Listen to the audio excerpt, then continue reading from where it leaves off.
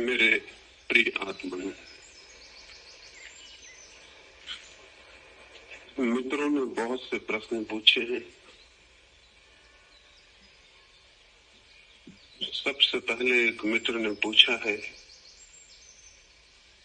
कि मैंने बोलने के लिए सेक्स या काम का विषय क्यों चुना। इसकी थोड़ी सी कहानी।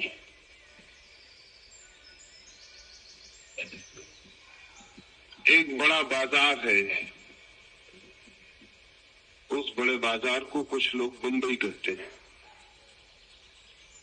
उस बड़े बाजार में एक सभा थी और उस सभा में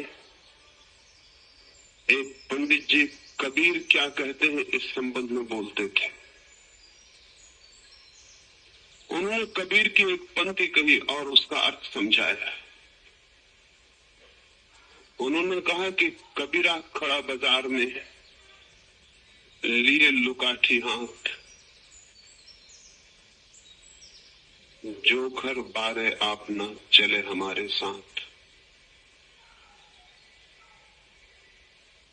उन्होंने ये कहा कि कबीर बाजार में खड़ा था और चिल्ला के लोगों से कहने लगा कि लकड़ी उठा के मैं बुलाता हूं उन्हें जो अपने घर को जलाने की हिम्मत रखते हो, वे हमारे साथ आ जाएं।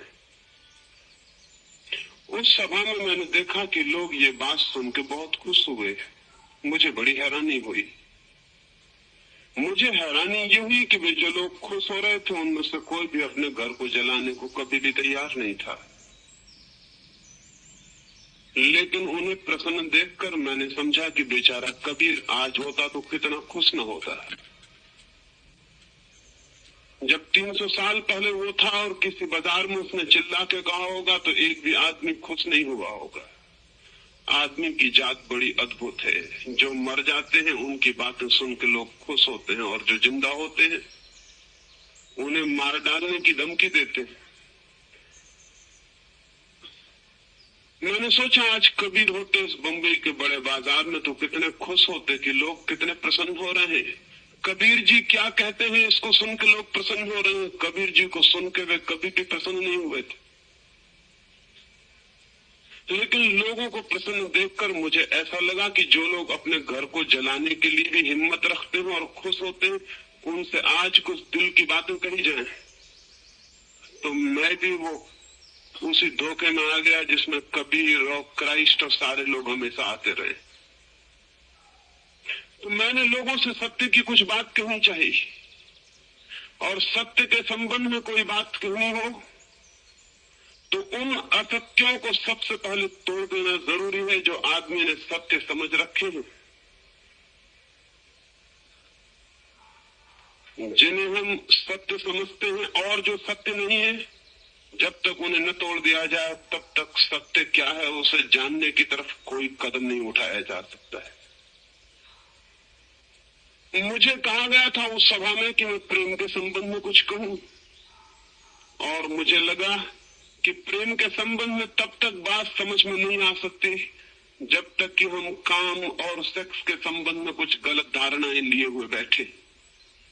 अगर गलत धारणाएं हैं सेक्स के संबंध में तो प्रेम के संबंध में हम जो भी बातचीत करेंगे वो अधूरी होगी, वो झूठी होगी, वो सत्य नहीं हो सकती।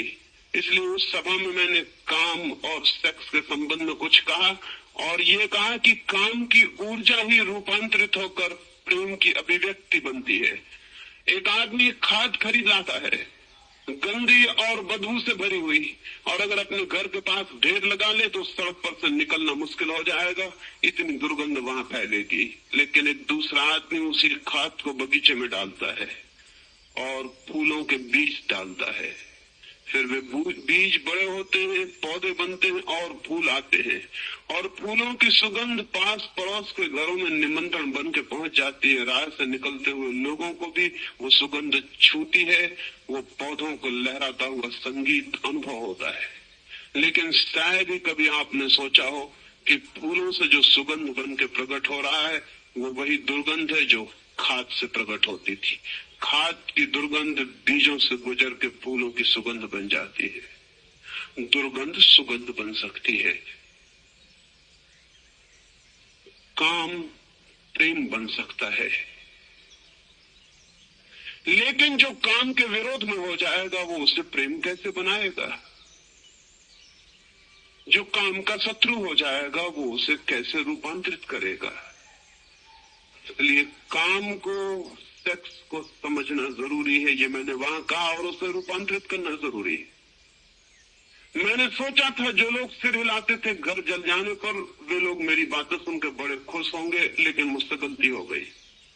जब मैं मंच से उतरा तो उस मंच पर जितने नेता थे, जितने संयोजक थे, वो सब भाग चुके थे। वो मुझे उतरते वक्त मंच पर कोई भी नहीं मिले। वे शायद अपने घर चले गए होंगे, कहीं घर में आग न लग जाए, उसे बुझाने का इंतजाम करने भाग गए। मुझे धन्यवाद देने को भी संयोजक वहां नहीं थे। जितनी भी सफेद टोपियां थी, जितने भी खादी वाले लोग थे, वो मंच पर कोई भी नहीं थे, वो जा चुके थे। नेता बड़ा कमजोर होता है, वो अनुयायियों के पहले भाग जाता है। लेकिन कुछ हिम्मतवर लोग जरूर ऊपर आए। कुछ बच्चे आए, कुछ बच्चियां आई, कुछ बूढ़े, कुछ जवान, और उन्होंने मुझसे कहा कि आपने वो बात हमें कही है जो हमें किसी ने भी कभी नहीं कही, और हमारी आंखें खोल दी है। हमें बहुत ही प्रकाश अनुभव हुआ है। तो फिर मैंने सोचा कि उचित होगा कि इस बात को और ठीक से पूरी तरह कहा जाए, इसलिए ये विषय मैंने आज यहाँ चुना। इस 4 दिनों में वो उस कहानी जो वहां अधूरी रह गई थी उसे पूरे करने का एक कारण ये था कि लोगों ने मुझे कहा, और वो उन लोगों ने कहा जिनका जीवन को समझने की हार्दिक चेष्टा है, और उन्होंने चाहा कि मैं पूरी बात कहूं। एक तो कारण ये था, और दूसरा कारण ये था कि वे जो लोग भाग गए थे मंच से, उन्होंने जगह जगह जाके कहना शुरू कर दिया कि मैंने तो ऐसी बातें कही हैं जिनसे धर्म का विनाश हो जाएगा। मैंने तो ऐसी बातें कही हैं जिनसे कि लोग अधार्मिक हो जाएंगे। तो मुझे लगा कि उनका भी कहना पूरा स्पष्ट हो सके, उनको भी पता चल सके कि लोग सेक्स के संबंध में समझ के अधार्मिक होने वाले नहीं है। नहीं समझा है उन्होंने आज तक, इसलिए अधार्मिक हो गए हैं। अज्ञान अधार्मिक बना सकता है, ज्ञान कभी भी अधार्मिक नहीं बना सकता। और अगर ज्ञान अधार्मिक बनाता हो तो मैं कहता हूं कि ऐसा ज्ञान उचित है जो अधार्मिक बना दे उस अज्ञान की वजह से, अज्ञान की बजाय जो कि धार्मिक बनाता हो। क्योंकि जो अज्ञान धार्मिक बनाता हो तो वो धर्म भी 2 कौड़ी का है जो अज्ञान की बुनियाद पर खड़ा होता हो। धर्म तो वही सत्य है जो ज्ञान के आधार पर खड़ा होता है। और मुझे नहीं दिखाई पड़ता कि ज्ञान मनुष्य को कभी भी कोई हानि पहुंचा सकता है। हानि हमेशा अंधकार से पहुंचती है और अज्ञान से। इसलिए अगर मनुष्य जाति भ्रष्ट हो गई, यौन के संबंध में विकृत और विक्षिप्त हो गई, सेक्स के संबंध में पागल हो गई, तो उसका जिम्मा उन लोगों पर नहीं है जिन्होंने सेक्स के संबंध में ज्ञान की खोज की है। उसका जिम्मा उन नैतिक, धार्मिक और थोथे साधु संतों पर है जिन्होंने मनुष्य को हजारों वर्षों से अज्ञान में रखने की चेष्टा की। ये मनुष्य जाति कभी की सेक्स से मुक्त हो गई होती, लेकिन नहीं ये हो सका। नहीं हो सका उनकी वजह से जो अंधकार कायम रखने की चेष्टा कर रहे हैं। तो मैंने समझा कि अगर थोड़ी सी किरण से इतनी बेचैनी हुई है तो फिर पूरे प्रकाश की चर्चा कर लेनी उचित है, ताकि साफ हो सके कि ज्ञान मनुष्य को धार्मिक बनाता है या अधार्मिक बनाता है। ये कारण था, इसलिए ये विषय चुना। और अगर ये कारण ना होता तो शायद मुझे अचानक ख्याल ना आता इसे चुनने का। शायद इस पर मैं कोई बात ना करता। इस लिहाज से वे लोग धन्यवाद के पात्र हैं जिन्होंने अवसर पैदा कर दिया और ये विषय मुझे चुनना पड़ा। और अगर आपको धन्यवाद देना हो तो मुझे मत देना। वो भारतीय विद्या भवन में जिन्होंने सभा आयोजित की थी उनको धन्यवाद देना। उन्होंने ही ये विषय चुनवा दिया है, मेरा इसमें कोई हाथ नहीं।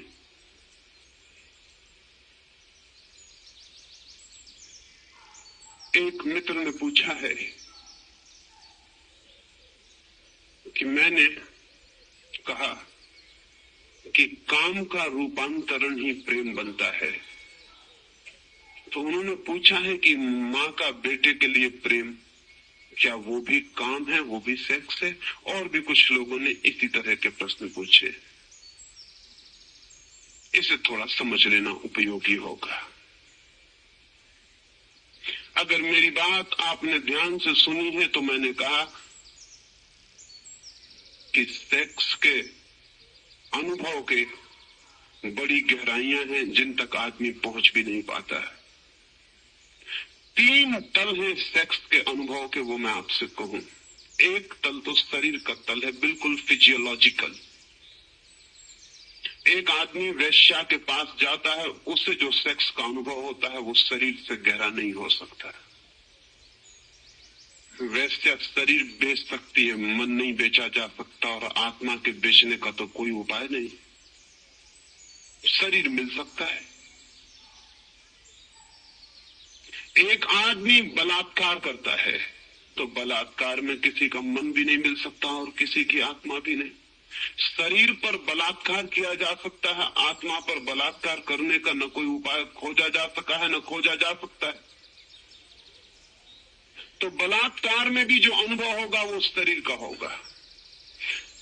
सेक्स का प्राथमिक अनुभव शरीर से ज्यादा गहरा नहीं होता है, लेकिन शरीर के अनुभव पर ही जो रुक जाते हैं वो सेक्स के पूरे अनुभव को उपलब्ध नहीं होते। उन्हें मैंने जो गहराइयों की बातें कही है उसका उन्हें कोई भी पता नहीं चल सकता। और अधिक लोग शरीर के तल पर ही रुक गए हैं।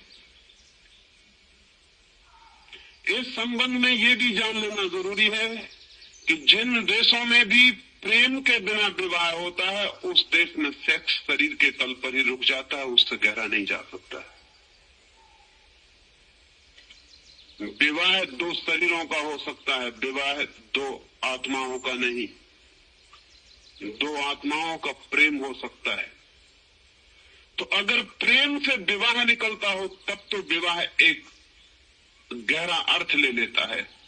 और अगर विवाह 2 पंडितों के और 2 जोशियों के हिसाब किताब से निकलता हो, और जाति के विचार से निकलता हो, और धन के विचार से निकलता हो, तो वैसा विवाह कभी भी शरीर से ज्यादा गहरा नहीं जा सकता। लेकिन ऐसे विवाह का एक फायदा है, शरीर मन की बजाय ज्यादा स्थिर चीज है। इसलिए शरीर जिन समाजों में विवाह का आधार है उन समाजों में विवाह सुस्थिर होगा, जीवन भर चल जाएगा। शरीर अस्थिर चीज नहीं है, शरीर बहुत स्थिर चीज, उसमें परिवर्तन बहुत धीरे धीरे आता है और पता भी नहीं चलता। शरीर जड़ता का तल है। इसलिए जिन समाजों ने यह समझा कि विवाह को स्थिर बनाना जरूरी है, एक ही विवाह पर्याप्त हो, बदलाहट की जरूरत ना पड़े, उनको प्रेम अलग कर देना पड़ा।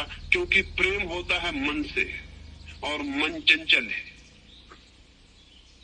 जो समाज प्रेम के आधार पर विवाह को निर्मित करेंगे उन समाजों में तलाक अनिवार्य होगा, उन समाजों में विवाह परिवर्तित होगा। विवाह स्थायी व्यवस्था नहीं हो सकती, क्योंकि प्रेम तरल है, मन चंचल है, शरीर स्थिर और जड़ है। आपके घर में एक पत्थर पड़ा हुआ है, सुबह पत्थर पड़ा था, सांझ भी पत्थर वहीं पड़ा रहेगा। सुबह फूल खिलाता, सांझ तक मुरझा जाएगा और गिर जाएगा। फूल जिंदा है, जन्मेगा, जिएगा, मरेगा। पत्थर मुर्दा है। वैसे ही का वैसा सुबह था, वैसा ही शाम पड़ा रहेगा। पत्थर बहुत स्थिर है। विवाह पत्थर की तरह है। शरीर के तल पर जो विवाह है वो स्थिरता लाता है, समाज के हित में है, लेकिन एक एक व्यक्ति के अहित में है, क्योंकि वो स्थिरता शरीर के तल पर लाई गई है और प्रेम से बचा गया है। इसलिए शरीर के तल से ज्यादा पति और पत्नी का संभोग और सेक्स नहीं पहुंच पाता गहरे में। एक यांत्रिक, एक मैकेनिकल रूटीन हो जाती है, एक यंत्र की भांति जीवन हो जाता है सेक्स का। उस अनुभव को रिपीट करते रहते हैं और जड़ होते चले जाते हैं, लेकिन उससे ज्यादा गहराई कभी भी नहीं मिलती। जहां प्रेम के बिना विवाह होता है, उस विवाह में और वेश्या के पास जाने में बुनियादी भेद नहीं। थोड़ा सा भेद है, बुनियादी नहीं है वो। वेश्या को आप एक दिन के लिए खरीदते हैं और पत्नी को आप पूरे जीवन के लिए खरीदते हैं, इससे ज्यादा फर्क नहीं पड़ता। जहां प्रेम नहीं है वहां खरीदना ही है, चाहे एक दिन के लिए खरीदो चाहे पूरी जिंदगी के लिए खरीदो।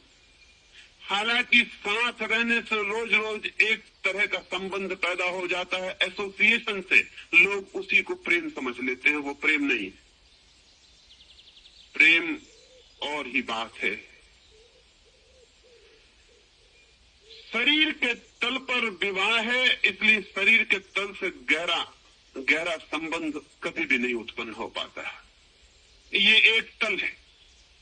दूसरा तल है सेक्स का, मन का तल, साइकोलॉजिकल।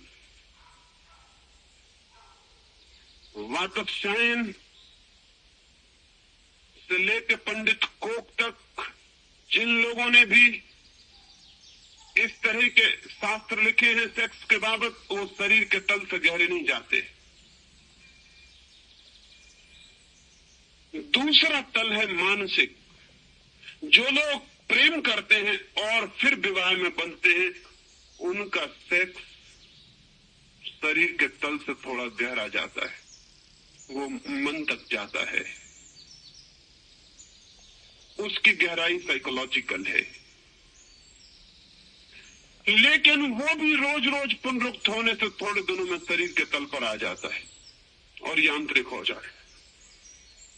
पश्चिम ने जो व्यवस्था विकसित की है 200 वर्षों में प्रेम विवाह की, वो मानसिक तल तक सेक्स को ले जाती, और इसीलिए पश्चिम में समाज अस्त व्यस्त हो गया है, क्योंकि मन का कोई भरोसा नहीं है। वो आज कहता है कुछ, कल कुछ कहने लगता है, सुबह कुछ कहता है, सांझ कुछ कहने लगता है, घड़ी भर पहले कुछ कहता है, घड़ी भर बाद कुछ कहने लगता है। शायद आपने सुना होगा कि बायरन ने जब शादी की तो कहते हैं तब तक वो कोई 60-70 स्त्रियों से संबंधित रह चुका था। एक स्त्री ने उसे मजबूर ही कर दिया विवाह के लिए, तो उसने विवाह किया। और जब वो चर्च से उतर रहा था विवाह करके, अपनी पत्नी का हाथ में लेकर, घंटियां बज रही हैं चर्च की, मोमबत्तियां भी जो जलाई गई हैं जल रही हैं, अभी जो मित्र स्वागत करने आए थे वो विदा हो रहे हैं, और वो अपनी पत्नी का हाथ पकड़ के सामने खड़ी घोड़ा गाड़ी में बैठने के लिए चर्च की सीढ़ियां उतर रहा है। तभी उसे चर्च के सामने ही एक और स्त्री जाती हुई दिखाई पड़ी। एक क्षण को वो भूल गया अपनी पत्नी को, उसके हाथ को, अपने विवाह को। सारा प्राण उस स्त्री का पीछा करने लगा। जाके वो गाड़ी में बैठा बहुत ईमानदार आदमी रहा होगा, उसने अपनी पत्नी से कहा कि तूने कुछ ध्यान दिया, एक अजीब घटना घट गई। कल तक तुझसे मेरा विवाह नहीं हुआ था तो मैं विचार करता था कि तू मुझे मिल पाएगी या नहीं, तेरे सिवाय मुझे कोई भी नहीं दिखाई पड़ता था, और आज जबकि विवाह हो गया, मैं तेरा हाथ पकड़ के नीचे उतर रहा हूं, मुझे एक स्त्री दिखाई पड़ी गाड़ी के उस तरफ जाती हुई, और तू मुझे भूल गई, और मेरा मन उस स्त्री का पीछा करने लगा। और एक क्षण को मुझे लगा कि काश ये स्त्री मुझे मिल जाए। मन इतना चंचल है। तो जिन लोगों को समाज को व्यवस्थित रखना था, उन्होंने मन के तल पर सेक्स को नहीं जाने दिया, उन्होंने शरीर के तल पर रोक लिया। विवाह करो, प्रेम नहीं, फिर विवाह से प्रेम आता हो तो आए, ना आता हो ना आए। शरीर के तल पर स्थिरता हो सकती है, मन के तल पर स्थिरता बहुत मुश्किल है। लेकिन मन के तल पर सेक्स का अनुभव शरीर से ज्यादा गहरा होता है। पूरब की बजाय पश्चिम का सेक्स का अनुभव ज्यादा गहरा है। तो पश्चिम के जो मनोवैज्ञानिक हैं, फ्रायड से जुंग तक, उन सारे लोगों ने जो भी लिखा है वो सेक्स की दूसरी गहराई, वो मन की गहराई। लेकिन मैं जिस सेक्स की बात कर रहा हूं वो तीसरा तल है, वो ना आज तक पूरब में पैदा हुआ है ना पश्चिम में। वो तीसरा तल है स्पिरिचुअल, वो तीसरा तल है आध्यात्मिक। शरीर के तल पर भी एक स्थिरता है क्योंकि शरीर जड़ है, और आत्मा के तल पर भी एक स्थिरता है क्योंकि आत्मा के तल पर कोई परिवर्तन कभी होता ही नहीं। वहां सब शांत है, वहां सब सनातन है। बीच में एक तल है मन का, जहां तरलता पारे की तरह तरल है मन, जरा में बदल जाता है। पश्चिम मन के साथ प्रयोग कर रहा है, इसलिए विवाह टूट रहा है, परिवार नष्ट हो रहा है। मन के साथ विवाह और परिवार खड़े नहीं रह सकते। अभी 2 वर्ष में तलाक है, कल 2 घंटे में तलाक हो सकता है, मन तो घंटे भर में बदल जाता है। तो पश्चिम का सारा समाज अस्त व्यस्त हो गया है। पूरब का समाज व्यवस्थित था, लेकिन सेक्स की जो गहरी अनुभूति थी वो पूरब को उपलब्ध नहीं हो सकी। एक और स्थिरता है, एक और घड़ी है आध्यात्मिक की, उस तल पर जो पति पत्नी एक बार मिल जाते हैं या 2 व्यक्ति एक बार मिल जाते हैं, उन्हें तो ऐसा लगता है कि वो अनंत जन्मों के लिए एक हो गए। वहां फिर कोई परिवर्तन नहीं है। उस तल पर चाहिए स्थिरता, उस तल पर चाहिए अनुभव। तो मैं जिस अनुभव की बात कर रहा हूं, जिस सेक्स की बात कर रहा हूं, वो स्पिरिचुअल सेक्स, आध्यात्मिक अर्थ नियोजन करना चाहता हूं काम की वासना में। और अगर मेरी ये बात समझेंगे तो आपको पता चल जाएगा कि माँ का बेटे के प्रति जो प्रेम है वो आध्यात्मिक काम है, वो स्पिरिचुअल सेक्स का हिस्सा है। आप कहेंगे तो बहुत उल्टी बात है, माँ का बेटे के प्रति काम का क्या संबंध? लेकिन जैसा मैंने कहा कि पुरुष और स्त्री, पति और पत्नी एक क्षण के लिए मिलते हैं, एक क्षण के लिए दोनों की आत्माएं एक हो जाती हैं, और उस घड़ी में जो उन्हें आनंद का अनुभव होता है वही उनको बांधने वाला हो जाता है। कभी आपने सोचा कि माँ के पेट में बेटा 9 महीने तक रहता है और माँ के अस्तित्व से मिला रहता है? पति एक क्षण को मिलता है, बेटा 9 महीने के लिए एक होता है, इकट्ठा होता है। इसलिए माँ का बेटे से जो गहरा संबंध है वो पति से भी कभी नहीं होता, हो भी नहीं सकता। पति एक क्षण के लिए मिलता है अस्तित्व के तल पर, जहां एग्जिस्टेंस है, जहां बीइंग है, वहां एक क्षण को मिलता है, फिर बिछड़ जाता है। एक क्षण को करीब आते हैं और फिर कोसों का फासला शुरू हो जाता है। लेकिन बेटा 9 महीने तक माँ की सांस से सांस लेता है, माँ के हृदय से धड़कता है, माँ के खून से खून, माँ के प्राण से प्राण। उसका अपना कोई अस्तित्व नहीं होता, वो माँ का एक हिस्सा होता है। इसीलिए स्त्री माँ बने बिना कभी भी पूरी तरह तृप्त नहीं हो पाती। कोई पति स्त्री को कभी तृप्त नहीं कर सकता जो उसका बेटा उसे कर देता है। कोई पति कभी उतना गहरा कंटेंटमेंट उसे नहीं दे पाता जितना उतना बेटा उसको दे पाता है। स्त्री माँ बिना बने पूरी नहीं हो पाती। उसके व्यक्तित्व का पूरा निखार, पूरा सौंदर्य उसके माँ बनने पर प्रकट होता है। उससे उसके बेटे के आत्मिक संबंध बहुत गहरे हैं। और इसीलिए आप ये भी समझ लो कि जैसे ही स्त्री मां बन जाती है उसकी सेक्स में रुचि कम हो जाती है। कभी आपने ख्याल किया? जैसे ही स्त्री मां बन जाती, सेक्स के प्रति उसकी रुचि कम हो जाती, फिर सेक्स में उसे उतना रस नहीं मालूम पड़ता। उसने एक और गहरा रस ले लिया है मातृत्व का। वो एक प्राण के साथ और 9 महीने तक इकट्ठी जी लिए, अब उसे सेक्स में रस नहीं रह जाता। अक्सर पति हैरान होते हैं क्योंकि पति पिता बनने से पुरुषों में कोई फर्क नहीं पड़ता, लेकिन मां बनने से स्त्री में बुनियादी फर्क पड़ जाता है। पिता बनने से पति में कोई फर्क नहीं पड़ता, क्योंकि पिता कोई बहुत गहरा संबंध नहीं है। जो नया व्यक्ति पैदा होता है उससे पिता का कोई गहरा संबंध नहीं है। पिता बिल्कुल सामाजिक व्यवस्था है, सोशल इंस्टीट्यूशन है। पिता के बिना भी दुनिया चल सकती है। इसीलिए पिता से कोई गहरा संबंध नहीं है बेटे का। मां से उसके बहुत गहरे संबंध, और मां तृप्त हो जाती है उसके बाद, और उसमें एक और ही तरह की आध्यात्मिक गरिमा प्रकट होती है। जो मां नहीं बनी है स्त्री, उसको देखे, और जो मां बन गई है उसे देखे, और उन दोनों की चमक और उनकी ऊर्जा और उनका व्यक्तित्व अलग मालूम पड़ेगा। मां में एक दीप्ति दिखाई पड़ेगी, शांत,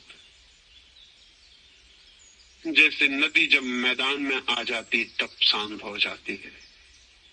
जो अभी मां नहीं बनी है, उस स्त्री में एक दौड़ दिखेगी, जैसे पहाड़ पर नदी दौड़ती है, झरने की तरह टूटती है, चिल्लाती है, गड़गड़ाहट है, आवाज है, दौड़ है। मां बनकर वो एकदम शांत हो जाती। इसीलिए मैं आपसे संदर्भ में यह भी कहना चाहता हूं कि जिन स्त्रियों को सेक्स का पागलपन सवार हो गया, जैसे पश्चिम में, वो इसीलिए मां नहीं बनना चाहती क्योंकि मां बनने के बाद सेक्स का रस कम हो जाता। पश्चिम की स्त्री मां बनने से इनकार करती है क्योंकि मां बनी कि सेक्स का रस गया। सेक्स का रस तभी तक रह सकता है जब तक वो मां ना बने। तो पश्चिम की अनेक हुकूमतें घबरा गई इस बात से कि ये रोग अगर बढ़ता चला गया तो उनकी संख्या का क्या होगा। हम यहाँ घबरा रहे हैं कि हमारी संख्या न बढ़ जाए, पश्चिम में मुल्क घबरा रहे हैं कि उनकी संख्या कहीं कम न हो जाए, क्योंकि स्त्रियों का अगर इतने तीव्र रूप से यह भाव पैदा हो जाए कि मां बनने से सेक्स का रस कम हो जाता है और वो मां न बनना चाहे तो क्या किया जा सकता है? कोई कानूनी जबरदस्ती की जा सकती है। किसी को संतति नियमन के लिए तो कानूनी जबरदस्ती भी की जा सकती है कि हम जबरदस्ती बच्चे नहीं होने देंगे, लेकिन किसी स्त्री को मजबूर नहीं किया जा सकता कि बच्चे पैदा करने ही पड़ेंगे। पश्चिम के सामने हमसे बड़ा सवाल है, हमारा सवाल उतना बड़ा नहीं।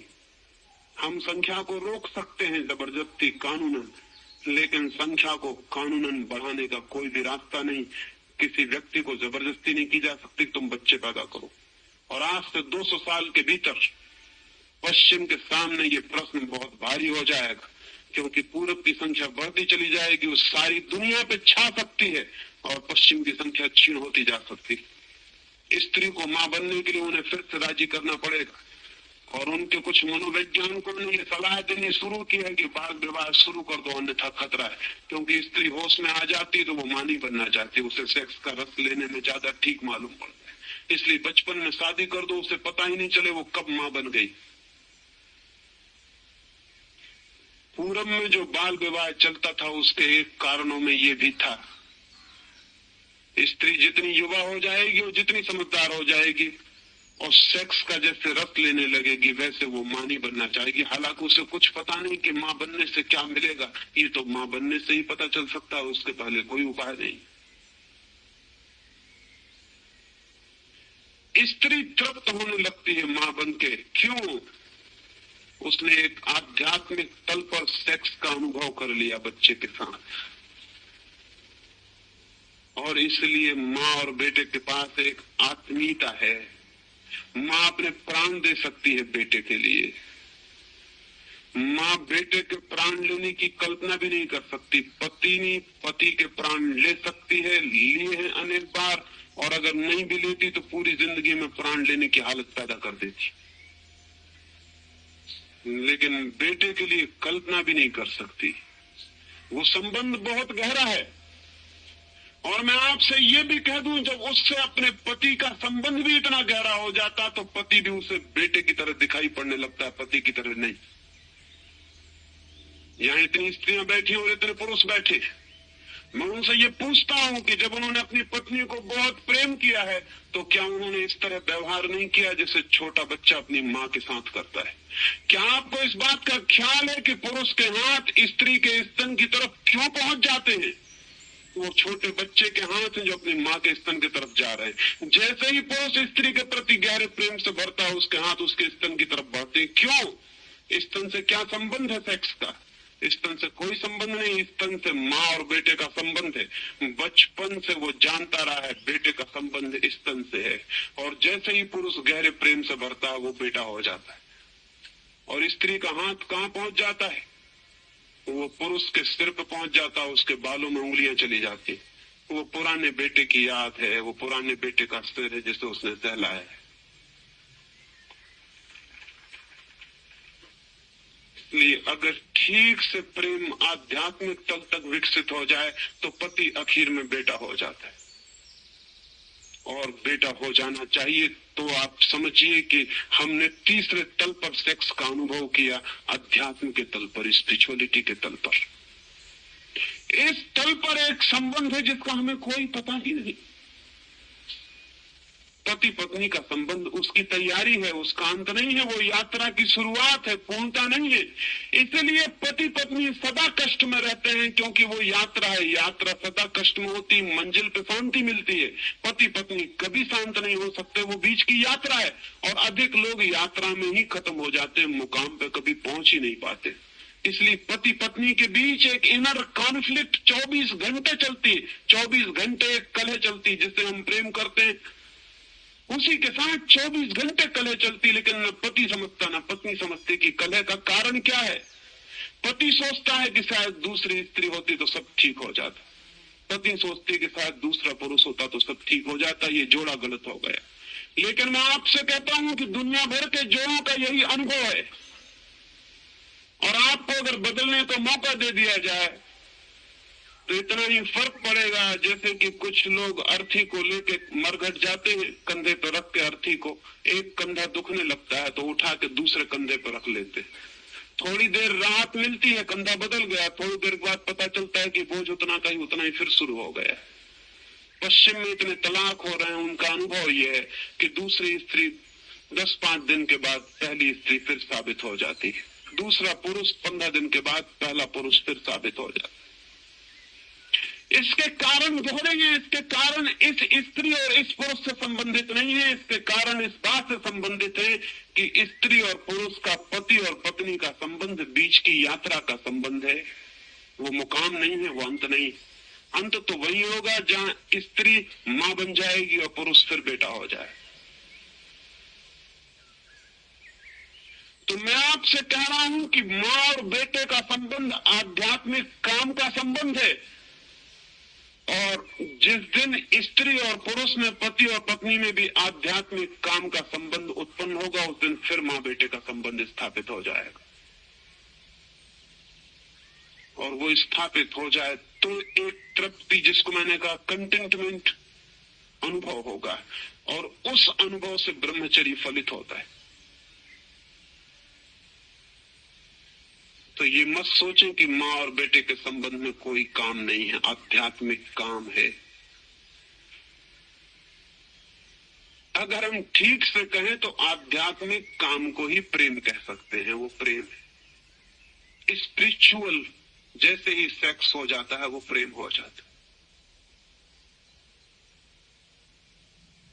एक मित्र ने इस संबंध में और एक बात पूछी है। उन्होंने पूछा है कि आपको हम सेक्स पर कोई अथॉरिटी, कोई प्रमाणिक व्यक्ति नहीं मान सकते हैं। हम तो आपसे ईश्वर के संबंध में पूछने आए थे और आप सेक्स के संबंध में बताने लगे। हम तो सुनने आए थे ईश्वर के संबंध, तो आप हमें ईश्वर के संबंध में बताइए। उन्हें शायद पता नहीं कि जिस व्यक्ति को हम सेक्स के संबंध में भी अथॉरिटी नहीं मान सकते, उससे ईश्वर के संबंध में पूछना फिजूल है। क्योंकि जो पहली सीढ़ी के संबंध में कुछ नहीं जानता, उससे आप अंतिम सीढ़ी के संबंध में पूछना चाहते हैं। अगर सेक्स के संबंध में जो मैंने कहा वो स्वीकारी नहीं है, तो फिर तो भूल के ईश्वर के संबंध में मुझसे पूछने का भी मत आना, क्योंकि वो बात ही खत्म हो गई। पहली कक्षा के योग भी में सिद्ध नहीं हुआ, तो अंतिम कक्षा के योग कैसे सिद्ध हो सकता हो। लेकिन उनके पूछने का कारण है, अब तक काम को और राम को दुश्मन की तरह देखा जाता रहा है, सेक्स को और परमात्मा को दुश्मन की तरह देखा जाता रहा है। अब तक ऐसा समझा जाता रहा है कि जो राम की खोज करते हैं उनको काम से कोई संबंध नहीं, और जो लोग काम की यात्रा करते हैं उनको अध्यात्म से कोई संबंध नहीं। ये दोनों बातें बेवकूफी की है। आदमी काम की यात्रा भी राम की खोज के लिए ही करता है। वो काम का इतना तीव्र आकर्षण राम की ही खोज है, और इसीलिए काम में कभी तृप्ति नहीं मिलती, कभी ऐसा नहीं लगता कि बस पूरा हो गया सब। वो जब तक राम न मिल जाए तब तक लग भी नहीं सकता। और जो लोग काम के शत्रु होकर राम को खोजते हैं, राम की खोज नहीं है वो, वो सिर्फ राम के नाम में काम से एस्केप है, पलायन। काम से बचना है, इधर प्राण घबराते हैं, डर लगता है, तो राम की चदरिया ओढ़ के उसमें छुप जाना है और राम राम राम राम राम राम जपते रहना है कि वो काम की याद ना आए। जब भी कोई आदमी राम राम राम राम जपते मिले तो जरा गौर करना, उसके भीतर राम राम के जप के पीछे काम का जप चल रहा होगा, सेक्स का जप चल रहा होगा। स्त्री को देखेगा और माला फिरने लगेगा, कहेगा राम राम राम राम राम राम। वो स्त्री दिखी कि वो ज्यादा जोर से माला फेरता है, ज्यादा जोर से राम राम कहता। क्यों? वो भीतर जो काम बैठा है वो धक्के मार रहा है, राम का नाम ले लेकर उसे भुलाने की कोशिश करता है। लेकिन इतनी आसान तरकीबों से अगर जीवन बदलते होते तो दुनिया कभी की बदल गई होती। उतना आसान रास्ता नहीं है। तो मैं आपसे कहना चाहता हूं कि काम को समझना जरूरी है अगर आप अपने राम की और परमात्मा की खोज को भी समझना चाहते हैं। क्यों? ये इसलिए मैं कहता हूं कि एक आदमी बंबई से कलकत्ते की यात्रा करना चाहे, वो कलकत्ते के संबंध में पता लगाए कि कलकत्ता कहाँ है, किस दिशा में है, लेकिन उसे यही पता ना हो कि बंबई कहाँ है और किस दिशा में है, और कलकत्ते की वो यात्रा करना चाहे तो क्या वो कभी सफल हो सकेगा? कलकत्ता जाने के लिए सबसे पहले ये पता लगाना जरूरी है कि बंबई कहाँ है, जहां मैं हूं वो किस दिशा में। फिर कलकत्ते की तरफ दिशा विचार की जा सकती है। लेकिन मुझे यही पता नहीं कि बंबई कहाँ है तो कलकत्ते के बाबत सारी जानकारी फिजूल है, क्योंकि यात्रा मुझे बंबई से शुरू करनी पड़ेगी। यात्रा का प्रारंभ बंबई से करना है और प्रारंभ पहले है, अंत बाद में है।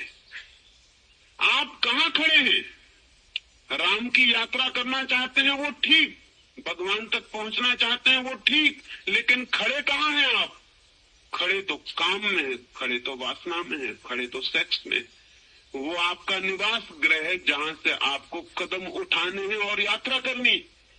तो पहले तो उस जगह को समझ लेना जरूरी है जहां हम हैं, जो एक्चुअलिटी है उसे पहले, जो वास्तविक है उसे पहले समझ लेना जरूरी है। तब हम उसे भी समझ सकते हैं, जो संभावना है, जो पॉसिबिलिटी है, जो हम हो सकते हैं। उसे जानने के लिए जो हम हैं उसे पहले जान लेना जरूरी है। अंतिम कदम को समझने के पहले पहला कदम समझ लेना जरूरी है, क्योंकि पहला कदम ही अंतिम कदम तक पहुंचाने का रास्ता बनेगा। और अगर पहला कदम ही गलत हो गया तो अंतिम कदम कभी भी सही नहीं होने वाला है। राम से भी ज्यादा महत्वपूर्ण काम को समझना है, परमात्मा से भी ज्यादा महत्वपूर्ण सेक्स को समझना है। क्यों इतना महत्वपूर्ण है? इसलिए महत्वपूर्ण है कि अगर परमात्मा तक पहुंचना है तो सेक्स को बिना समझे आप नहीं पहुंच सकते। इसलिए ये मत पूछे। और रह गई अथॉरिटी की बात कि मैं अथॉरिटी हूं या नहीं, ये कैसे निर्णय होगा? अगर मैं ही संबंध में कुछ कहूंगा तो वो निर्णायक नहीं रहेगा, क्योंकि मेरे संबंध में ही निर्णय होना है। अगर मैं ही कहूं कि मैं अथॉरिटी हूं तो उसका कोई मतलब नहीं। अगर मैं कहूं कि मैं अथॉरिटी नहीं हूं तो उसका भी कोई मतलब नहीं है, क्योंकि मेरे दोनों वक्तव्यों के संबंध में विचारणी है कि अथॉरिटेटिव आदमी कह रहा है कि गैर अथॉरिटेटिव। मैं जो भी कहूंगा इस संबंध में वो फिजूल है। मैं अथॉरिटी हूं या नहीं, ये तो आप थोड़े सेक्स की दुनिया में प्रयोग करके देखें, और जब अनुभव आएगा तो पता चलेगा कि जो मैंने कहा था वो अथॉरिटी थी या नहीं। उसके बिना कोई रास्ता नहीं है। मैं आपसे कहता हूं कि तैरने का ये रास्ता है। आप कहें कि लेकिन हम कैसे माने कि आप तैरने के संबंध में प्रमाणिक बात कह रहे हैं? तो मैं कहता हूं कि चलिए आपको साथ लेके नदी में उतरा जा सकता है। आपको नदी में उतारे देता हूं। मैंने जो कहा है आपको, अगर वो कारगर हो जाए पार होने में, हाथ पैर चलाने में और तैरने में, तो आप समझना कि जो मैंने कहा है वो कुछ जान के कहा है। उन्होंने ये भी कहा है कि फ्रायड अथॉरिटी हो सकते हैं, लेकिन मैं आपसे कहता हूं, जो मैं कह रहा हूं उस पर फ्रायड 2 कौड़ी भी नहीं जानते। फ्रायड मानसिक तल से कभी भी ऊपर नहीं उठ पाया, उसको कल्पना भी नहीं है आध्यात्मिक सेक्स की। फ्रायड की सारी जानकारी रुग्ण सेक्स की है, हिस्टेरिक, होमोसेक्सुअलिटी, मिस्टरबेशन, इस सब की खोजबीन है। रुग्ण सेक्स, विकृत सेक्स के बाबत खोजबीन है, पैथोलॉजिकल है, बीमार की चिकित्सा की वो खोज है। फ्रायड एक डॉक्टर है। फिर पश्चिम में जिन लोगों का उसने अध्ययन किया वे मन के तल के सेक्स के लोग हैं। उसके पास एक भी अध्ययन नहीं, एक भी केस हिस्ट्री नहीं जिसको स्पिरिचुअल सेक्स कहा जा सके। तो अगर खोज करनी है कि जो मैं कह रहा हूं वो कहां तक सच है, तो सिर्फ एक दिशा में खोज हो सकती है, वो दिशा है तंत्र। और तंत्र के बाबत हमने हजारों साल से सोचना बंद कर दिया। तंत्र ने सेक्स को स्पिरिचुअल बनाने का दुनिया में सबसे पहला प्रयास किया। खजुराहो में खड़े मंदिर, पुरी और कोणार्क के मंदिर सबूत है। कभी आप खजुराहो गए? कभी आपने जाके खजुराहो की मूर्तियां देखी? तो आपको 2 बातें अद्भुत अनुभव होंगी। पहली तो बात यह कि नग्न मैथुन की प्रतिमाओं को देख के भी आपको ऐसा नहीं लगेगा कि उनमें जरा भी कुछ गंदा है, जरा भी कुछ अगली। नग्न मैथुन की प्रतिमाओं को देखकर कहीं भी ऐसा नहीं लगेगा कि कुछ कुरूप है, कुछ बुरा है, बल्कि मैथुन की प्रतिमाओं को देखकर एक शांति, एक पवित्रता का अनुभव होगा, जो बड़ी हैरानी की बात है। वे प्रतिमाएं आध्यात्मिक सेक्स को जिन लोगों ने अनुभव किया था उन शिल्पियों से निर्मित करवाई गई। उन प्रतिमाओं के चेहरों पर आप एक सेक्स से भरे हुए आदमी को देखें, उसकी आंखें देखें, उसका चेहरा देखें, वो घिनौना, घबराने वाला, कुरूप प्रतीत होगा। उसकी आंखों से एक झलक मिलती हुई मालूम होगी जो घबराने वाली और डराने वाली होगी। प्यारे से प्यारे आदमी को, अपने निकटतम प्यारे से प्यारे व्यक्ति को भी स्त्री जब सेक्स से भरा हुआ पाक आते हुए देखती है तो उसे दुश्मन दिखाई पड़ता है, मित्र नहीं दिखाई पड़ता। प्यारी से प्यारी स्त्री को अगर कोई पुरुष अपने निकट सेक्स से भरा हुआ आता हुआ दिखाई देगा तो उसे उसके भीतर नरक दिखाई पड़ेगा, स्वर्ग नहीं दिखाई पड़ सकता। लेकिन खजुराहो की प्रतिमाओं को देखें तो उनके चेहरों को देख के ऐसा लगता है जैसे बुद्ध का चेहरा हो, महावीर का चेहरा हो। मैथुन की प्रतिमाएं और मैथुन रथ जोड़े के चेहरे पर जो भाव है वो समाधि के। और सारी प्रतिमाओं को देख लें और पीछे एक हल्की सी शांति की झलक छूट जाएगी और कुछ भी नहीं। और एक आश्चर्य आपको अनुभव होगा। आप सोचते होंगे कि नंगी तस्वीरें और मूर्तियां देखकर आपके भीतर कामुकता पैदा होगी। तो मैं आपसे कहता हूं फिर आप देर न करें और सीधे खजुराहो चले जाएं। खजुराहो पृथ्वी पर इस समय अनूठी चीज है, लेकिन हमारे कई नीति शास्त्री, पुरुषोत्तम दास टंडन और उनके कुछ साथी इस सुझाव के थे कि खजुराहो के मंदिर पर मिट्टी छाप के दीवारें बंद कर देनी चाहिए, क्योंकि उनको देखने से वासना पैदा हो सकती। मैं तो हैरान हो गया। खजुराहो के मंदिर जिन्होंने बनाए थे उनका ख्याल ये था कि इन प्रतिमाओं को अगर कोई बैठ के घंटे पर देखे तो वासना से शून्य हो जाएगा। वे प्रतिमाएं ऑब्जेक्ट्स फॉर मेडिटेशन रही हजारों वर्ष तक। वे प्रतिमाएं ध्यान के लिए ऑब्जेक्ट का काम करती रही। जो लोग अति कामुक थे उन्हें खजुराहो के मंदिर के पास भेज के उन पर ध्यान करवाने के लिए कहा जाता था कि तुम ध्यान करो, इन प्रतिमाओं को देखो और इनमें लीन हो जाओ। और यह आश्चर्य की बात है, हालांकि हमारे अनुभव में है लेकिन हमें ख्याल नहीं। आपको पता है रास्ते पर 2 आदमी लड़ रहे हो और आप रास्ते से चले जा रहे हो तो आपका मन होता है कि खड़े होकर वो लड़ाई देख लें, लेकिन क्यों? आपने कभी ख्याल किया लड़ाई देखने से आपको क्या फायदा है? 1000 जरूरी काम छोड़ के आप आधे घंटे तक 2 आदमियों की मुक्काबाजी देख सकते हैं खड़े होकर। फायदा क्या है? शायद आपको पता नहीं, फायदा एक है, 2 आदमियों को लड़ते देखकर आपके भीतर जो लड़ने की प्रवृत्ति है वो विसर्जित होती है, उसका निकास होता है, वो इवोपोरेट हो जाती है।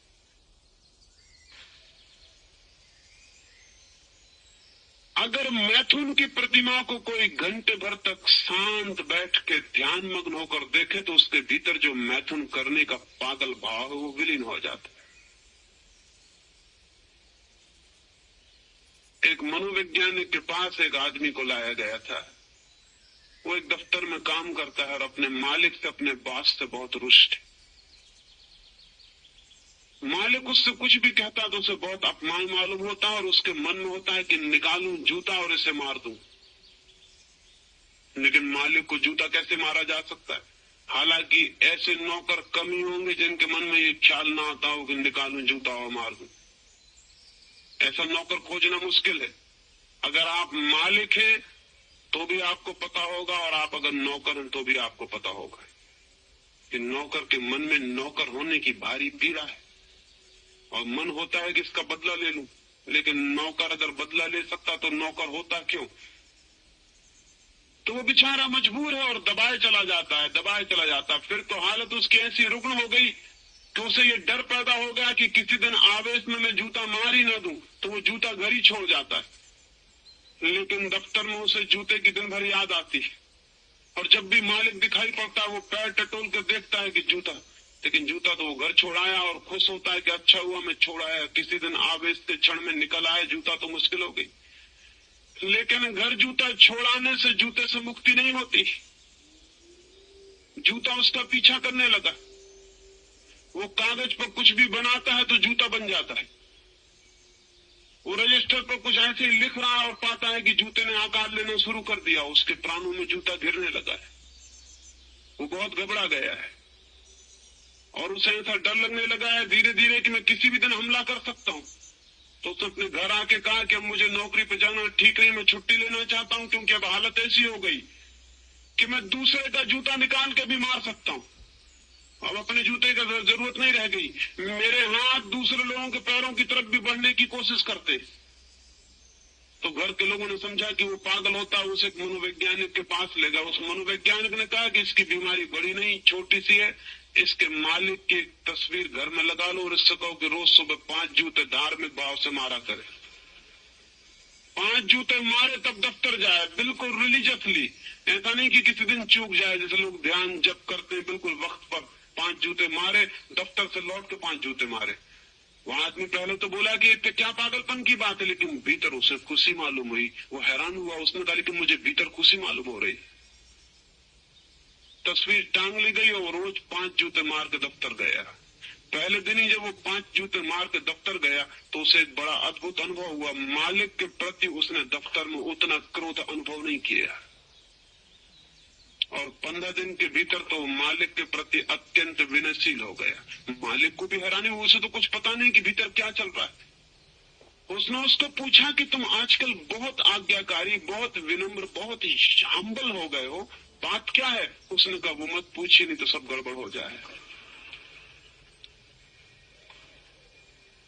क्या हुआ? तस्वीर को जूते मारने से कुछ हो सकता है, लेकिन तस्वीर को जूते मारने से वो जो जूते मारने का भाव है वो तिरोहित हुआ, वो इवोपरेट हुआ, वो वाष्पीभूत हुआ। खजुराहो के मंदिर या कोणार्क और पुरी के मंदिर जैसे मंदिर सारे देश के गांव गांव में होने चाहिए। बाकी मंदिरों की कोई जरूरत नहीं है, वो बेवकूफी के सबूत है, उनमें कुछ नहीं है, उनमें न कोई वैज्ञानिकता है, न कोई अर्थ है, न कोई प्रयोजन है, वो निपट बीमारी के सबूत है। लेकिन खजुराहो के मंदिर जरूर अर्थपूर्ण है। जिस आदमी का भी मन सेक्स से बहुत भरा हो वो जाके उन पर ध्यान करे और वो हल्का लौटेगा, शांत लौटेगा। तंत्र ने जरूर सेक्स को आध्यात्मिक बनाने की कोशिश की थी, लेकिन इस मुल्क के नीति शास्त्री और जो मॉरल प्रीचर्स हैं उन दुष्टों ने उनकी बात को समाज तक नहीं पहुंचने दिया। वो मेरी बात भी नहीं पहुंचने देना चाहते। यहां से मैं भारतीय विद्या भवन से बोलकर जबलपुर वापस लौटा और तीसरे दिन मुझे एक पत्र मिला कि अगर आप इस तरह की बातें कहना बंद नहीं कर देते हैं तो आपको गोली क्यों न मार दी जाए। मैंने उत्तर देना चाहता था, लेकिन वो गोली मारने वाले सज्जन बहुत कायर मालूम पड़े। ना उन्होंने नाम लिखा था, ना पता लिखा। शायद वो डरे होंगे कि मैं पुलिस को न दे दूं। लेकिन अगर वो यहाँ कहीं हो, अगर होंगे तो किसी झाड़ के पीछे या कहीं दीवार के पीछे छुपे होंगे। अगर वो यहाँ कहीं हो तो मैं उनको कहना चाहता हूँ कि पुलिस को देने की कोई भी जरूरत नहीं। वो अपना नाम और पता मुझे भेज दें ताकि मैं उनको उत्तर दे सकूं। लेकिन अगर उनकी हिम्मत ना हो तो मैं उत्तर यही दिए देता हूं ताकि वो सुन ले। पहली तो बात यह है कि इतनी जल्दी गोली मारने की मत करना, क्योंकि गोली मारते ही जो बात मैं कह रहा हूं वो परम सत्य हो जाएगी। इसका उनको पता होना चाहिए। जीसस क्राइस्ट को दुनिया कभी की भूल गई होती अगर उसको सूली पर न लटकाया गया होता। जीसस क्राइस्ट को दुनिया कभी की भूल गई होती अगर उसको सूली न मिली होती। सूली देने वाले ने बड़ी कृपा की। और मैंने तो यहां तक सुना है कुछ इनर सर्कल्स में जो जीवन की गहराइयों की खोज करते हैं, उनसे मुझे ये भी ज्ञात हुआ है कि जीसस ने खुद अपनी सूली लगवाने के लिए योजना और षड्यंत्र किया था। जीसस ने चाहा था कि मुझे सूली लगा दी जाए, क्योंकि सूली लगते ही जो जीसस ने कहा है वो करोड़ों करोड़ों वर्ष के लिए अमर हो जाएगा और हजारों लोगों के, लाखों लोगों के काम आ सकेगा। इस बात की बहुत संभावना है, क्योंकि जुदास जिसने ईसा को बेचा 30 रुपयों में, वो ईसा के प्यारे से प्यारे शिष्यों में से एक था। और ये संभव नहीं है कि जो वर्षों से ईसा के पास रहा वो सिर्फ 30 रुपए में ईसा को बेच दे, सिवाय इसके कि ईसा ने उसको कहा हो कि तू कोशिश कर, दुश्मन से मिल जा और किसी तरह मुझे उलझा दे और सूली लगवा दे, ताकि मैं जो कह रहा हूं वो अमृत का स्थान ले ले और करोड़ों लोगों का उद्धार बन जाए। महावीर को अगर सूली लगी होती तो दुनिया में केवल 30 लाख जैन नहीं होते, 30 करोड़ हो सकते थे। लेकिन महावीर शांति से मर गए। सूली का उन्हें पता भी नहीं था, न किसी ने लगाई, न उन्होंने लगवाने की व्यवस्था की। आज आधी दुनिया ईसाई है, उसका सिवाय इसके कोई कारण नहीं कि ईसा अकेला सूली पर लटका हुआ है। न बुद्ध, न मोहम्मद, न महावीर, न कृष्ण, न राम। सारी दुनिया भी ईसाई हो सकती है। वो सूली पर लटकने से ये फायदा हो गया। तो मैं उनसे कहता हूं कि जल्दी मत करना, नहीं तो नुकसान में पड़ जाओगे। दूसरी बात ये कहना चाहता हूं कि घबराएं ना वो। मेरे इरादे खाट पे मरने के हैं भी नहीं। मैं पूरी कोशिश करूंगा कि कोई ना कोई गोली मार ही दे। तो मैं खुद ही कोशिश करूंगा, जल्दी उनको करने की आवश्यकता नहीं है। समय आने पर मैं चाहूंगा कि कोई गोली मार ही दे। जिंदगी भी काम आती है और गोली लग जाए तो मौत भी काम आती है और जिंदगी से ज्यादा काम आ जाती है। जिंदगी जो नहीं कर पाती वो गोली लगी हुई मौत कर देती है। अब तक हमेशा ये भूल की है दुश्मनों ने, नासमझी की है।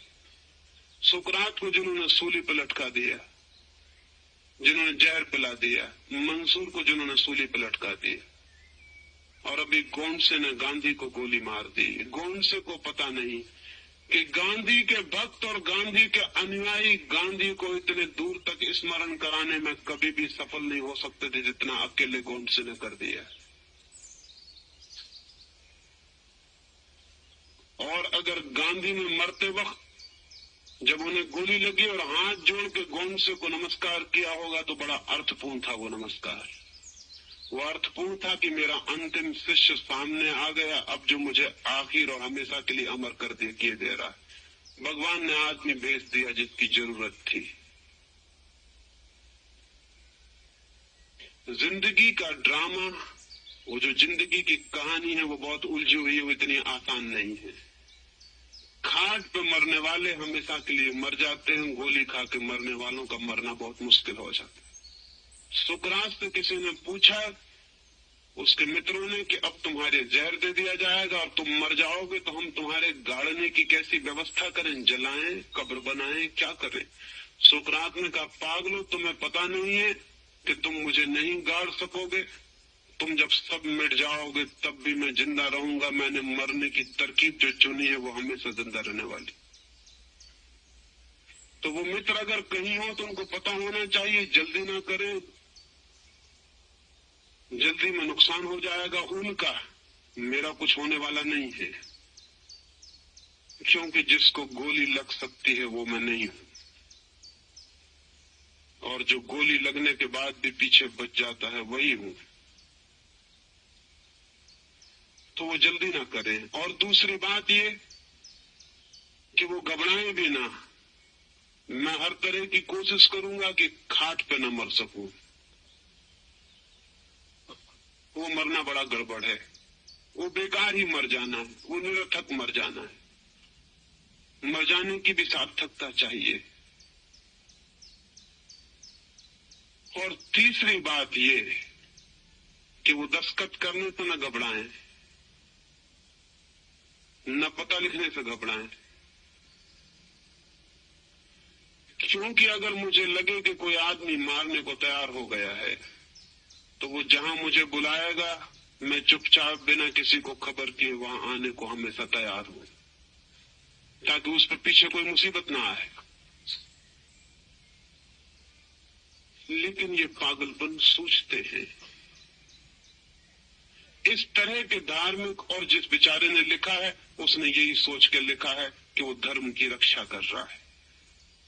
उसने यही सोच के लिखा है कि मैं धर्म को मिटाने की कोशिश कर रहा हूं, वो धर्म की रक्षा कर रहा है।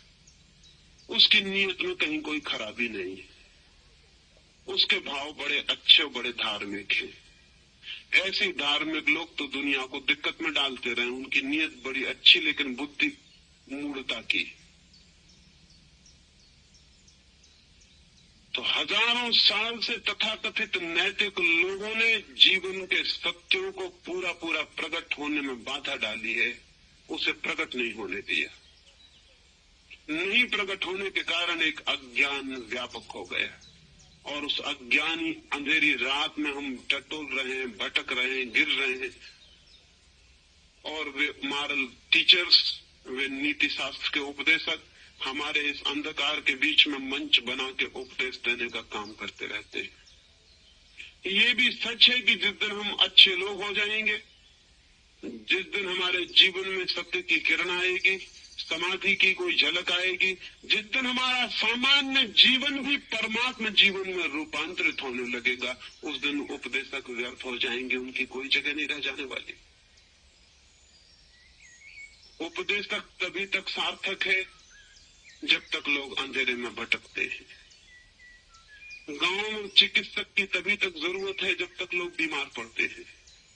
जिस दिन आदमी बीमार पड़ना बंद कर देगा, उस दिन चिकित्सक को विदा कर देनी पड़ेगी। तो हालांकि चिकित्सक ऊपर से बीमार का इलाज करता हुआ मालूम पड़ता है, लेकिन भीतर से उसके प्राणों की आकांक्षा यही होती है कि लोग बीमार पड़ते रहें। ये बड़ी उल्टी बात है, क्योंकि चिकित्सक जीता है लोगों के बीमार पड़ने पर। उसका प्रोफेशन बड़ा कंट्राडिक्टरी है, उसका धंधा बड़ा विरोधी है। कोशिश तो उसकी यह है कि लोग बीमार पड़ते रहे, और जब मलेरिया फैलता है और फ्लू की हवाएं आती हैं तो वो भगवान को एकांत में धन्यवाद देता है, क्योंकि ये धंधे का वक्त आया, सीजन। मैंने सुना है एक रात एक मधुशाला में बड़ी देर तक कुछ मित्र आके खाना पीना करते रहे, शराब पीते रहे। उन्होंने खूब मौज की, और जब वो चलने लगे आधी रात को, तो शराब खाने के मालिक ने अपनी पत्नी को कहा कि भगवान को धन्यवाद, बड़े भले लोग आए, ऐसे लोग रोज आते रहे तो कुछ ही दिनों में मालामाल हो जाए। विदा होते मेहमानों को सुनाई पड़ गया, और जिसने पैसे चुकाए थे उसने कहा कि दोस्त, भगवान से प्रार्थना करोगे हमारा भी धंधा रोज चलता रहे, तो हम तो रोज आए। चलते चलते उस शराब घर के मालिक ने पूछा कि भाई तुम्हारा धंधा क्या है? उसने कहा मेरा धंधा पूछते हो, मैं मरघट पर लकड़ियां बेचता हूँ मुर्दों के लिए। जब मुर्दे ज्यादा मरते हैं तब मेरा धंधा चलता है, तब हम थोड़े खुश होते हैं। हमारा धंधा रोज चलता रहे, हम रोज यहाँ आते रहे। चिकित्सक का धंधा है कि लोगों को ठीक करे, लेकिन फायदा, लाभ और शोषण इसमें है कि लोग बीमार पड़ते रहे। तो एक हाथ से चिकित्सक ठीक करता है और उसके प्राणों की प्रार्थना होती है कि मरीज जल्दी ठीक ना हो जाए। इसीलिए पैसे वाले मरीज को ठीक होने में बड़ी देर लगती है, गरीब मरीज जल्दी ठीक हो जाता है, क्योंकि गरीब मरीज को ज्यादा देर बीमार रहने से कोई फायदा नहीं है, चिकित्सक को कोई फायदा नहीं। चिकित्सक को फायदा है अमीर मरीज से, तो अमीर मरीज लंबा बीमार रहता है। सच तो यह है कि अमीर अक्सर ही बीमार रहते हैं। वो चिकित्सक की प्रार्थनाएं काम कर रही, उसकी आंतरिक इच्छा भी उसके हाथ को रोकती है कि मरीज एकदम ठीक ही ना हो जाए। उपदेशक की स्थिति भी ऐसी ही है। समाज जितना नीति भ्रष्ट हो, जितना व्यभिचार फैले, जितना अनाचार फैले, उतना ही उपदेशक का मंच ऊपर उठने लगता है, क्योंकि जरूरत आ जाती है कि वो लोगों को कहे अहिंसा का पालन करो, सत्य का पालन करो, ईमानदारी स्वीकार करो, ये व्रत पालन करो, वो व्रत पालन करो। अगर लोग व्रती हो, अगर लोग संयमी हो, अगर लोग शांत हो, ईमानदार हो, तो उपदेशक मर गया, उसकी कोई जगह ना रही। और हिंदुस्तान में सारी दुनिया से ज्यादा उपदेशक क्यों है? ये गांव गांव गुरु और घर घर स्वामी और सन्यासी क्यों है? ये महात्माओं की इतनी भीड़ और ये कतार क्यों है? ये इसलिए नहीं कि आप बड़े धार्मिक देश हैं जहाँ की संत महात्मा पैदा होते हैं, ये इसलिए कि आप इस समय पृथ्वी पे सबसे ज्यादा अधार्मिक और अनैतिक देश है, इसलिए इतने उपदेशकों को पालने का ठेका और धंधा मिल जाता है। हमारा तो जाति रोग हो गया। मैंने सुना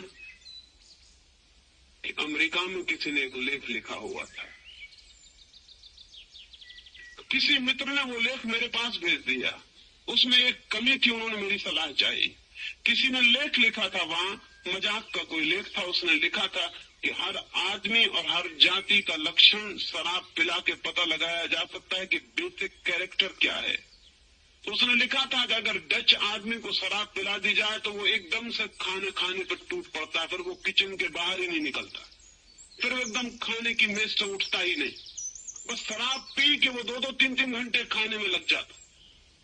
अगर फ्रेंच को शराब पिला दी जाए तो शराब पीने के बाद वो एकदम नाच गाने के लिए तत्पर हो जाता है, और अगर अंग्रेज को शराब पिला दी जाए तो वो एकदम चुप होकर एक कोने में मौन हो जाता। वो वैसे ही चुप बैठा रहता, और शराब पी ली तो उसका कैरेक्टर वो और चुप हो जाता। ऐसे दुनिया के सारे लोगों के लक्षण थे, लेकिन भूल से या अज्ञान के बस भारत के बाबत कुछ भी नहीं लिखा था। तो किसी मित्र ने मुझे लेख भेजा और कहा कि आप भारत के कैरेक्टर के बाबत क्या कहते हैं, अगर भारतीय को शराब पिलाई जाए तो क्या होगा? तो मैंने कहा कि वो तो जग जाहिर बात है, भारतीय शराब पिएगा और तत्काल उपदेश देना शुरू कर देगा।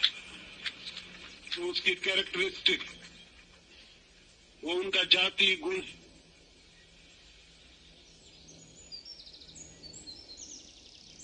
ये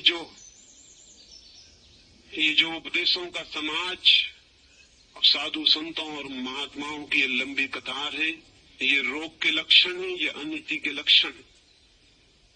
और मजा ये है कि इनमें से कोई भी भीतरी हृदय से कभी नहीं चाहता कि अनीति मिट जाए, रोग मिट जाए, क्योंकि उसके मिटने के साथ तो वो भी मिट जाते हैं।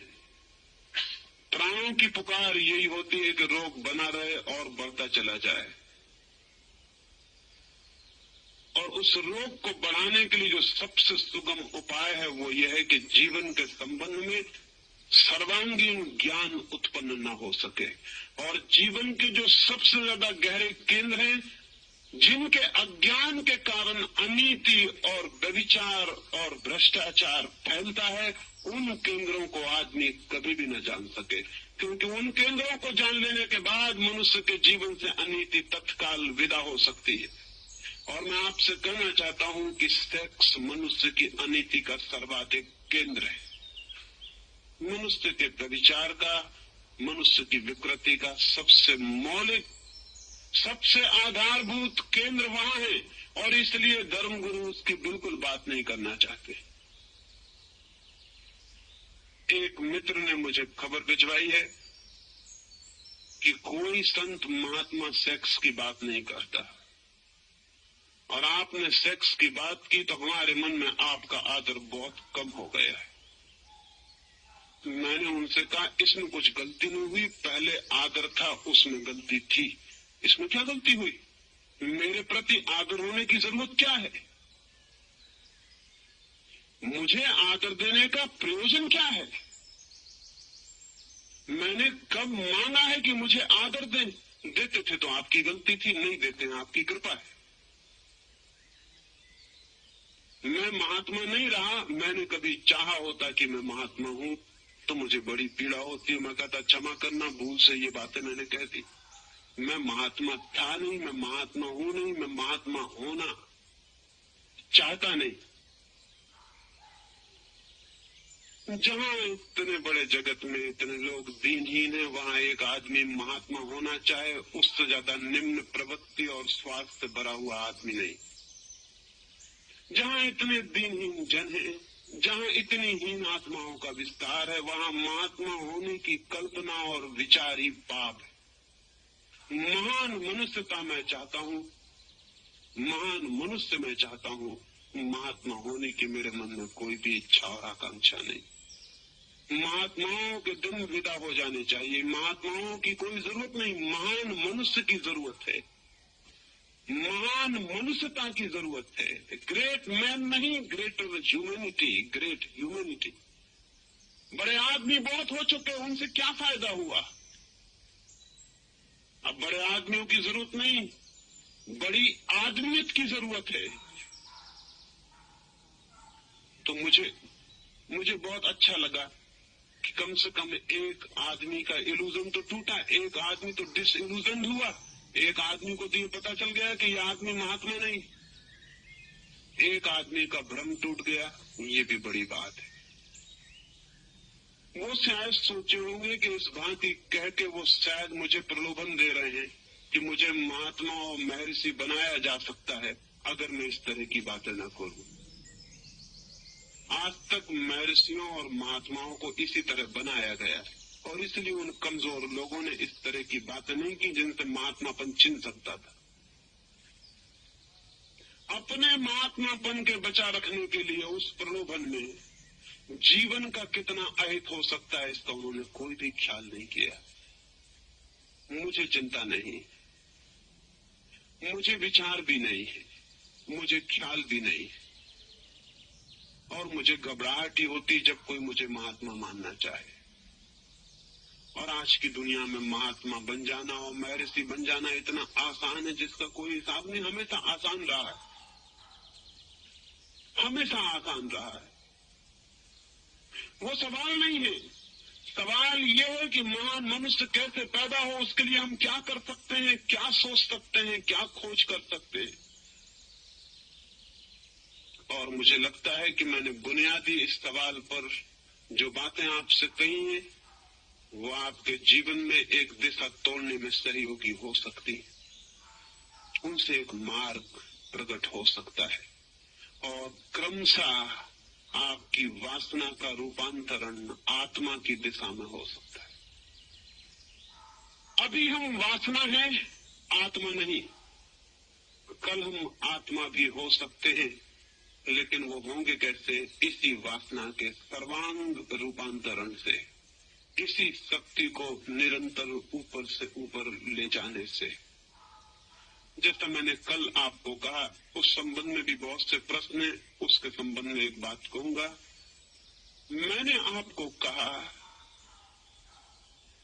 कि संभोग में समाधि की झलक का स्मरण रखें, रिमेम्बरिंग रखें, और उस बिंदु को पकड़ने की कोशिश करें, उस बिंदु को जो विद्युत की तरह संभोग के बीच में चमकता है। समाधि का एक क्षण को जो चमक आती और विदा हो जाती, उस बिंदु को पकड़ने की कोशिश करें कि वो क्या है, उसे जानने की कोशिश करें, उसको पकड़ लें पूरी तरह से कि वो क्या है। और एक दफा उसे आपने पकड़ लिया तो उस पकड़ में आपको दिखाई पड़ेगा कि उस क्षण में आप शरीर नहीं रह जाते हैं, बॉडी लेसनेस। उस क्षण में आप शरीर नहीं, उस क्षण में एक झलक की तरह आप कुछ और हो गए हैं, आप आत्मा हो गए। और वो झलक आपको दिखाई पड़ जाए, तो फिर उस झलक के लिए ध्यान के मार्ग से श्रम किया जा सकता है। उस झलक को फिर ध्यान की तरफ से पकड़ा जा सकता है। उस झलक को फिर ध्यान के रास्ते से जाके परिपूर्ण रूप से, पूरे रूप से जाना और जिया जा सकता है। और वो अगर हमारे ज्ञान, जानने और जीवन का हिस्सा बन जाए, तो आपके जीवन में सेक्स की कोई जगह नहीं रह जाएगी। एक मित्र ने पूछा है कि अगर इस भांति सेक्स विदा हो जाएगा तो दुनिया में संतति का क्या होगा? अगर इस भांति सारे लोग समाधि का अनुभव करके ब्रह्मचर्य को उपलब्ध हो जाएंगे तो बच्चों का क्या होगा?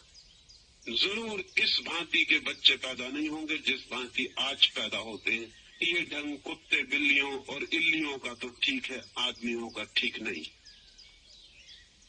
ये कोई ढंग है? ये कोई बच्चों की कतार लगाए चले जाना, निरर्थक, अर्थहीन, बिना जाने पूछे ये भीड़ पैदा करते चले जाना। ये भीड़ कितनी हो गई?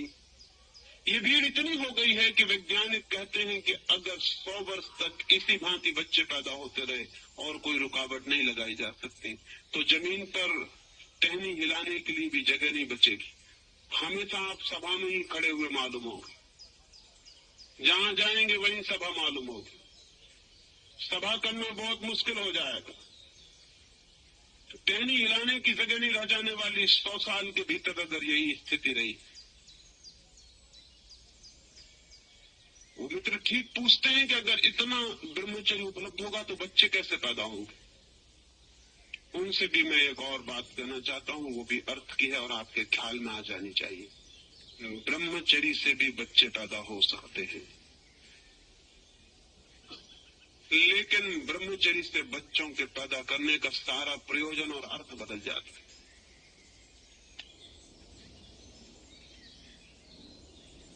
काम से बच्चे पैदा होते हैं, सेक्स से बच्चे पैदा होते हैं।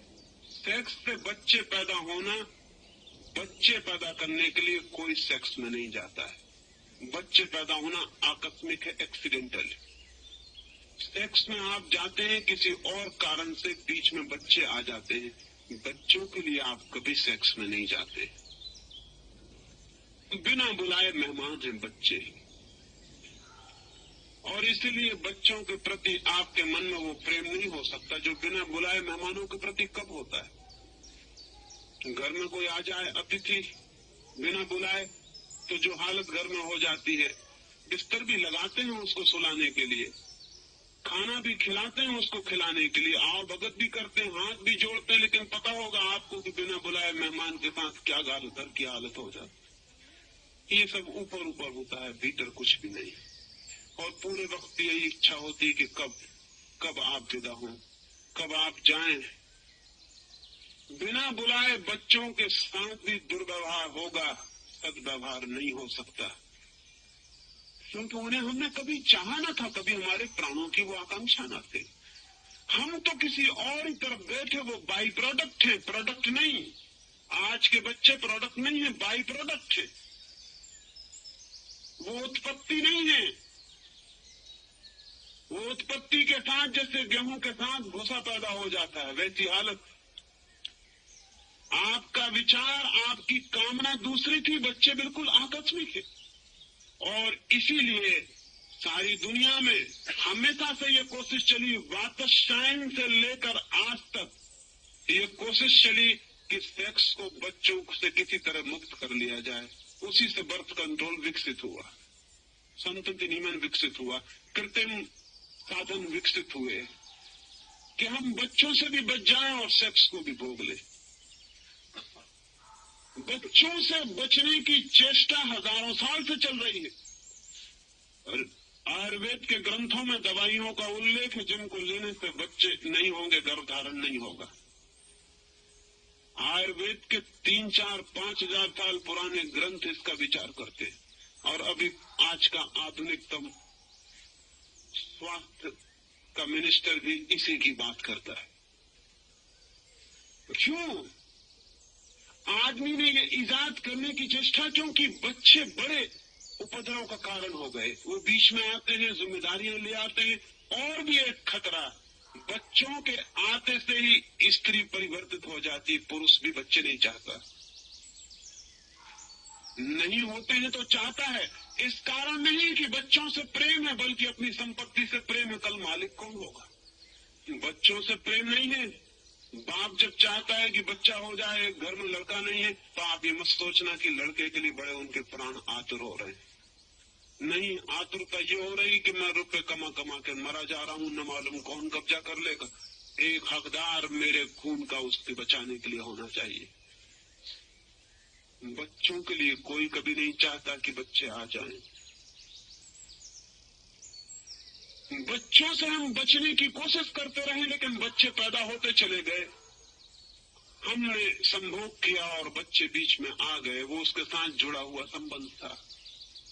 ये काम जन्य संतति है, ये बाई प्रोडक्ट है सेक्सुअलिटी की, और इसलिए मनुष्य इतना रुग्ण, इतना दीनहीन, इतना उदास, इतना चिंतित है। ब्रह्मचर्य से भी बच्चे आएंगे, लेकिन वो बच्चे सेक्स की बाई प्रोडक्ट नहीं होंगे।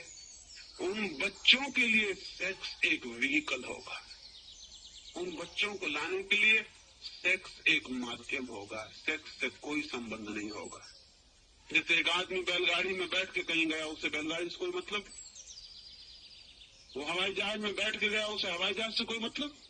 आप यहां से बैठ के दिल्ली गए हवाई जहाज में, हवाई जहाज से आपको कोई भी मतलब है, कोई भी संबंध है, कोई भी नाता है? कोई नाता नहीं है। नाता है दिल्ली जाने से। हवाई जहाज सिर्फ व्हीकल है, सिर्फ माध्यम। ब्रह्मचर्य को जब लोग उपलब्ध हों और संभोग की यात्रा समाधि तक हो जाए, तब भी वे बच्चे चाह सकते हैं। और लेकिन उन बच्चों का जन्म उत्पत्ति होगी, वो प्रोडक्ट होंगे, वो क्रिएशन होंगे, वो सृजन होंगे। सेक्स सिर्फ माध्यम होगा। और जिस भांति अब तक ये कोशिश की गई है, इसे बहुत गौर से सुन लेना, जिस भांति अब तक ये कोशिश की गई है कि बच्चों से बच के सेक्स को भोगा जा सके, वो नई मनुष्यता ये कोशिश कर सकती है कि सेक्स से बच के बच्चे पैदा किए जा सके। मेरी आप बात समझे? ब्रह्मचर्य अगर जगत में व्यापक हो जाए तो हम एक नई खोज करेंगे, जैसे हमने पुरानी खोज की है कि बच्चों से बचा जा सके और सेक्स का अनुभव पूरा हो जाए। इससे उल्टा प्रयोग आने वाले जगत में हो सकता है, जब ब्रह्मचर्य व्यापक होगा, कि सेक्स से बचा जा सके और बच्चे हो जाएं। और ये हो सकता है, इसमें कोई भी कठिनाई नहीं, इसमें जरा भी कठिनाई नहीं है, ये हो सकता है। ब्रह्मचर्य से जगत के अंत होने का कोई संबंध नहीं। जगत के अंत का होने का संबंध सेक्सुअलिटी से पैदा हो गया है। तुम करते जाओ, बच्चे पैदा हो, जगत अंत हो जाएगा। न एटम बम की जरूरत है, न हाइड्रोजन बम की जरूरत है। ये बच्चों की इतनी बड़ी तादाद, ये कतार, ये काम से उत्पन्न हुए कीड़े मकोड़ों जैसी मनुष्यता, ये अपने आप नष्ट हो जाएगी। ब्रह्मचर्य से तो एक और ही तरह का आदमी पैदा होगा, उसकी उम्र बहुत लंबी हो सकती है, उसकी उम्र इतनी लंबी हो सकती है जिसकी हम कोई कल्पना भी नहीं कर सकते। उसका स्वास्थ्य अद्भुत हो सकता है, उसमें बीमारी पैदा न हो। उसका मस्तिष्क वैसा होगा जैसी कभी कभी कोई प्रतिभा दिखाई पड़ती है। उसके व्यक्तित्व में सुगंधी और होगी, बल ही और होगा, सत्य ही और होगा, धर्म ही और होगा। वो धर्म को साथ लेके पैदा होगा। हम अधर्म को साथ लेके पैदा होते हैं और अधर्म में जीते हैं और अधर्म में मरते हैं, और इसी दिन रात जिंदगी भर धर्म की चर्चा करते हैं। शायद उस मनुष्यता में धर्म की कोई चर्चा नहीं होगी, क्योंकि धर्म लोगों का जीवन होगा। हम चर्चा उसी की करते हैं जो हमारा जीवन नहीं होता है। जो जीवन होता है उसकी हम चर्चा नहीं करते। हम सेक्स की चर्चा नहीं करते क्योंकि वो हमारा जीवन है। हम ईश्वर की चर्चा करते हैं क्योंकि वो हमारा जीवन नहीं है। असल में जिस चीज को हम जिंदगी में उपलब्ध नहीं कर पाते, बातचीत करके उसको पूरा कर लेते। आपने ख्याल किया होगा, स्त्रियां पुरुषों से ज्यादा लड़ती हैं। स्त्रियां लड़ती ही रहती हैं, कुछ न कुछ खटपट, पास पड़ोस सब तरफ चलती रहती। कहते हैं कि दो स्त्रियां साथ साथ बहुत देर तक शांति से बैठे रहें, ये बहुत कठिन है। मैंने तो सुना है कि चीन में एक बार एक बड़ी प्रतियोगिता हुई और उस प्रतियोगिता में चीन के सबसे बड़े झूठ बोलने वाले लोग इकट्ठे हुए। झूठ बोलने की प्रतियोगिता थी कि कौन सबसे बड़ा झूठ बोलता है, उसको पहला पुरस्कार मिल जाए। एक आदमी को पहला पुरस्कार मिल गया और उसने ये बात बोली थी सिर्फ कि मैं एक बगीचे में गया, 2 औरतें एक ही बेंच पे 5 मिनट तक चुप बैठी रही और लोगों ने कहा कि इससे बड़ा झूठ कुछ भी नहीं हो सकता है। ये तो अल्टीमेट अनट्रक हो गया। और भी बड़ी बड़ी झूठ लोगों ने बोली थी, उन्होंने कहा वो सब बेकार, पुरस्कार इसको दे दो, या आदमी बाजी मार ले गया। लेकिन कभी आपने सोचा कि स्त्रियां इतनी बातें क्यों करती? पुरुष काम करते हैं, स्त्रियों के हाथ में कोई काम नहीं है, और जब काम नहीं होता तो बात होती। भारत इतनी बातचीत क्यों करता है? वो स्त्रियों वाला दुर्गुण है। काम कुछ भी नहीं है, बातचीत बातचीत। तो ब्रह्मचर्य से एक नए मनुष्य का जन्म होगा जो बातचीत करने वाला नहीं, जीने वाला होगा। वो धर्म की बात नहीं करेगा, धर्म को जिएगा। लोग भूल ही जाएंगे कि धर्म कुछ है, वो इतना स्वभाव हो सकता है। उस मनुष्य के बाबत विचार करना भी अद्भुत है। वैसे कुछ मनुष्य पैदा होते रहे, आकस्मिक था उनका पैदा होना। कभी एक महावीर पैदा हो जाता, ऐसा सुंदर आदमी पैदा हो जाता है कि अगर वो वस्त्र पहने तो उतना सुंदर न मालूम पड़े, नग्न खड़ा हो जाता, उसके सौंदर्य की सुगंध फैल जाती सब तरफ। लोग महावीर को देखने चले आते हैं, वो ऐसा मालूम होता है संगमरमर की प्रतिमा हो। उसमें इतना वीर ही प्रकट होता है कि उसका नाम वर्धमान था, लोग उसको महावीर कहने लगते। उसके ब्रह्मचर्य का तेज इतना प्रकट होता है कि लोग अभिभूत हो जाते हैं कि वो आदमी ही और है। कभी एक बुद्ध पैदा होता है, कभी एक क्राइस्ट पैदा होता है, कभी एक कन्फ्यूशियस पैदा होता है। पूरी मनुष्य जाति के इतिहास में 10-25 नाम हम गिन सकते हैं जो पैदा हुए।